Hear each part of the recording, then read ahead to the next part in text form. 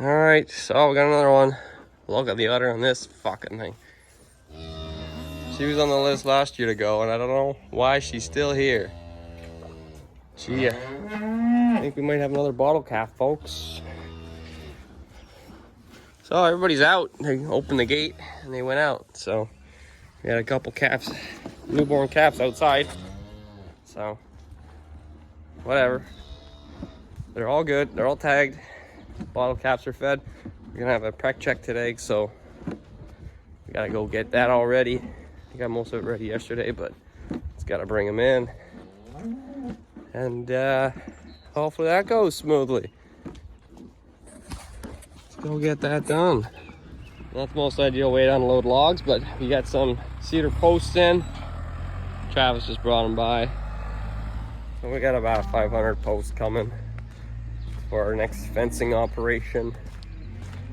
So they're just starting to come in now. We got some 8-footers and some 12-footers. So we passed all our cows through the chute and prec checked them. So we got 6, I want to say 6 or 7. No, I think it's 6 empty open cows. So they're gonna be going to the sale or to the slaughterhouse sometime. It's pretty good out of, was it 55? So we had a pretty good pregnancy rate. So we gotta go check on cows now. I got kicked by a calf. I'm in a little bit of pain right now, but then we gotta go to our Masso pastures to check them again. Make sure everybody's good. We might have to move them, so we're running low on grass. All right, so we got a minute or two. Just checked on the going to calf cows, and now I'm checking on the already calved cows.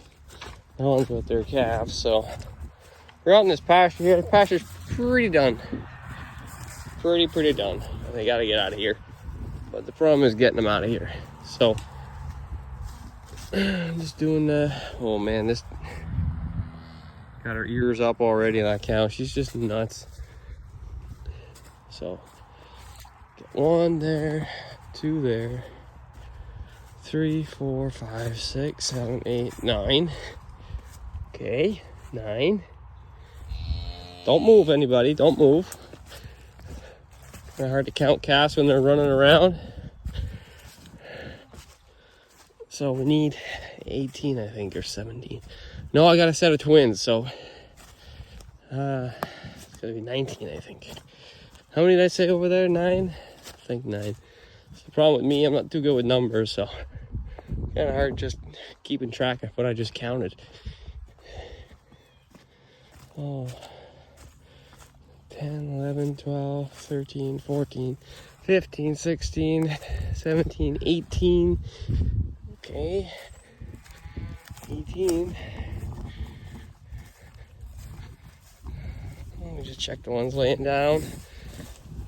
So these must be the twins, 95 and 94. Am I correct? Yes.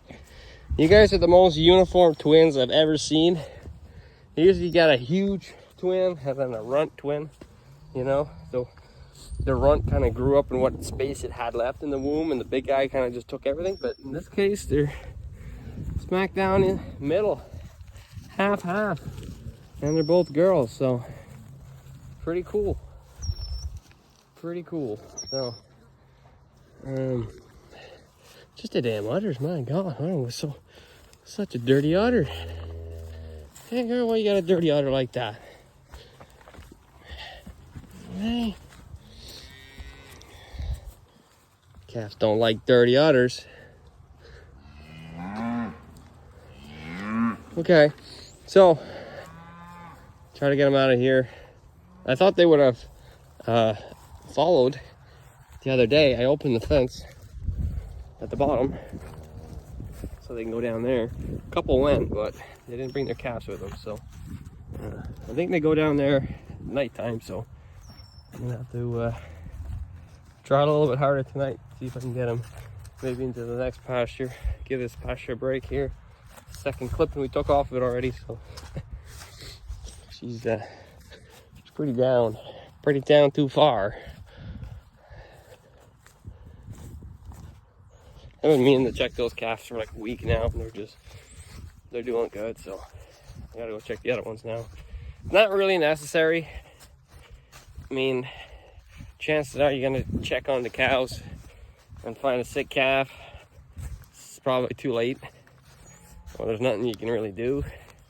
It's pretty rare that you're gonna catch them as soon as you're getting sick. So basically, if there's buzzards, you know you lost the calf.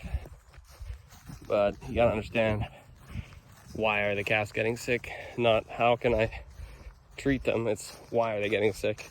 So in our case, why were they getting sick? Because they were in the barn too long, getting exposed to too many different bacteria from manure. So we eliminated that. We put them in a sanitary environment, which is the pasture. So yes, they can still get sick if they're on pasture too long in the same spot, because you can see they all go to the same place. You always find them at, especially where they sleep, always in the same spot. So they could start getting sick from being in the same spot, but it's pretty rare. That's less likely, really, rather than in a barn on a bedding pack.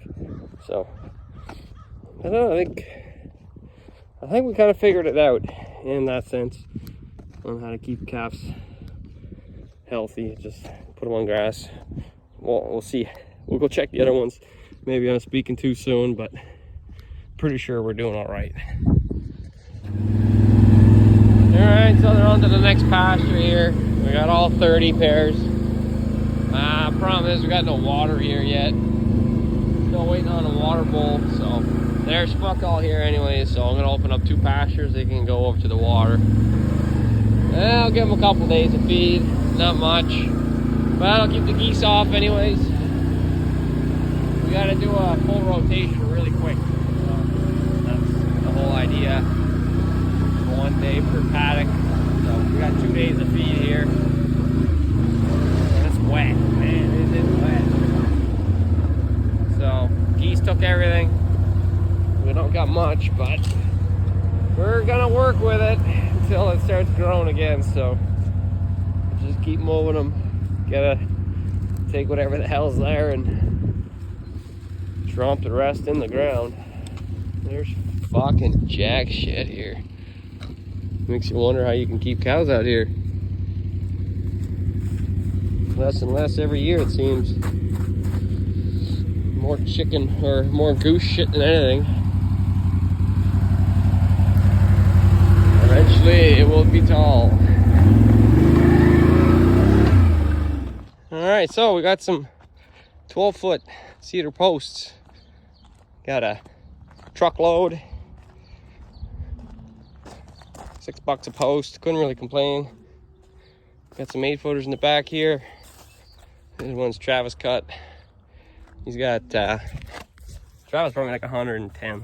I think I ordered like 400 from him, so he'll be at that for a while. But I got 200 from Eric now, so those should be, they're 12 foot, so it's like an odd size. It's like, what do you cut it in half and use 2 6s, and then it's kind of too short, or you turn them into 8s. Have leftovers, have some waste. I'm thinking maybe I'm just gonna cut them to 10s. Pound 5 feet in. Have 5-foot posts. Wouldn't be bad. Anyways, we'll think about that once we get there. We still need our post pounder. I got a load of heifers, bred heifers. Got 9 of them. We had 10, one wasn't full, so she's in the feed lot, unfortunately, but that's just how it goes. These are all waiting for their new pasture to be built so they can get out of here. We're also waiting for them to get weaned so they don't come running home looking for the calf. So give it a week or 2, then they'll be out. But I just want to get cows out on pasture before it's July and it's stinking hot, you know. So, well, before June, that's for sure. You don't know where time goes nowadays, so we're just gonna get these 10 out into this pasture here right next to home, and won't be here all year. I don't want them here all year. I want them just to kind of clip it down. These are all our pastures for the fall time, so once we start calving in the fall, we need these pastures to be nice and thick so that as they're calving, they got good feed. So, but if we just leave it to the fall, they get stuck. If we leave it to the fall, it's going to be too high and it's going to be too old. So take a first cut, and we're just going to strip graze it here. Keep an eye on it. It's not too bad. And it's not too wet either. I'm out in the field with the truck, so everyone's out seeding. My dad just went out to seed more corn. My brother's seeding some oats and new seeding, underseeding. Ooh, that's tight. So I'm just gonna get out of the pasture here. Heifers be heifers, you never know. Well, we know how heifers are. So we're gonna see how this goes. A little crazy fucker sometimes.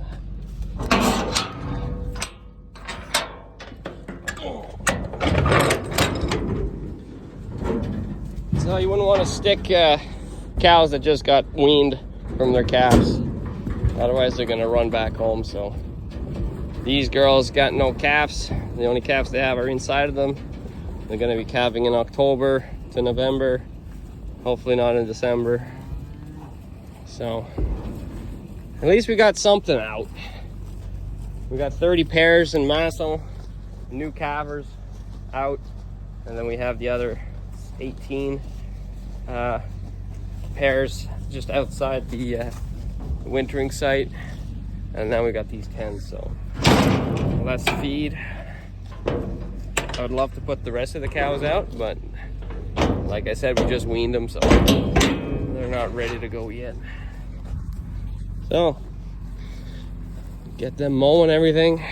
We have to get them on the other side of the fence too and mow the yard a little bit. And we gotta get the water set up. That's probably the biggest thing I gotta do right now. Gotta go get a water bowl. Other thing is they got no shade out here, so it's a little hard on calves.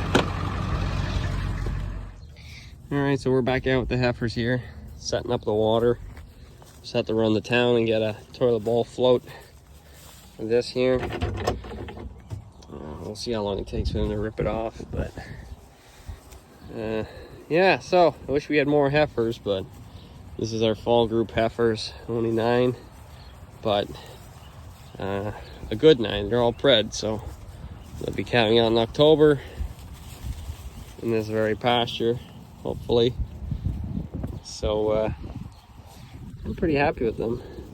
They're not too calm, or they're not too crazy. They're pretty calm, and they're not well, we'll see once they grow a little bit, but they're not too big yet. We're trying to get away from large frame cows, and that's exactly what we have in our fall group, is some descendants of very large frame cows. So the red ones tend to be a little smaller, but so we the fall group heifers, they get to go on pasture because they've been fed well all winter, and they grew well. They're nice size. Our spring heifers stay in the barn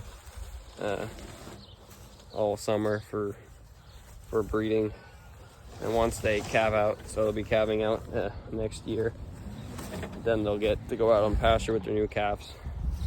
We just found that they grow a little bit better when they have continuously good feed, and we don't get that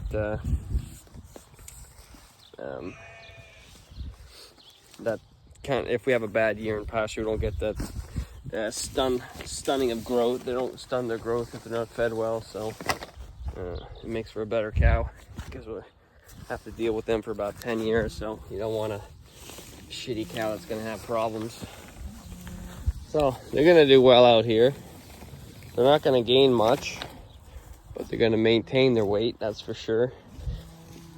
And we'll hopefully have a calf from them. So set up this water. Just turned the water line on.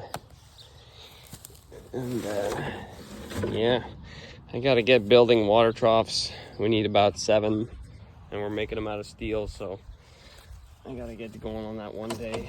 Should have been done in the winter time, but kind of got away on us. All right, we'll let that fill up. Hopefully the pressure gets a little better than that. I wouldn't maintain much cattle on a pressure like that. I just don't know where the quality is anymore and stuff. These floats that you buy, they don't come with the actual float. You have to buy the float separately. I couldn't believe it. These Apex, and they're supposed to be high flow. They're not adjustable, so they're already, worn out from the factory. And we need some sort of cage to protect it from the cows frigging around with it. So that's why I'm fed up with like traditional water bowls and floats, and like they're supposed to be commercial. Like, no, they're not commercial. You can't water 100 head with it. It's not commercial. Like those are good for like 20 cows, and like the bigger ones are $800, and even those are junk. Like, we're gonna make something better. We just gotta find time to do it.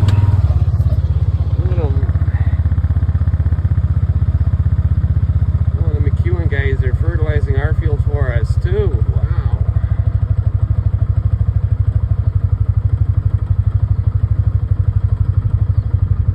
Free fertilizer, sweet. I just got done feeding. Got a full house of cattle for a change, finally. Been long awaiting a full house of beef. So we got the fatties in here. They're a little bit crammed. They got just enough room to lay.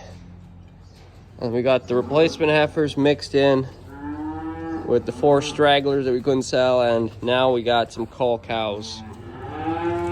So those cull cows are going to be going out one by one for ground beef, or they're going to sale barn. I'm not sure yet, but pretty good price right now. And these are the greenies, the green calves, wiener calves. Call them what you want. Freshly weaned. They're real green. They're small. Average 500. Top 600. Minimum 300. So we're not too impressed with that, but we figured cut our losses, wean them, put them on feed. They'll be 800 pounds and by the fall. Hopefully. So, anyways, we got lots of beef in stock, which is good. So, like I said before, we're gonna wait until these cows are forgotten about their calves, and then we'll put them out on pasture. But we still got to make the pasture yet. Our new 40 acres got to get fenced yet, and we're still waiting on the post pounder we bought. So now the weather's good and everyone's getting ready for corn again. So that's what we're doing. We're loading up on corn, fertilizer. We're gonna get into the beans soon. I think the cows are watching me work. They're enjoying the shade now that the sun's going down a little bit. Not so hot. I'm enjoying the cool weather too. I'm peeling cedars.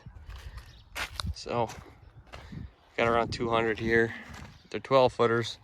They're heavy. I wish I had peeled all these, but I only peeled the top logs. There's a couple more down there, but it's a hard job. But it's well worth it. You can really feel how wet these logs are. They gotta dry so that they can at least survive a couple years. They survive a lot longer if they're peeled. So nobody wants to do the job.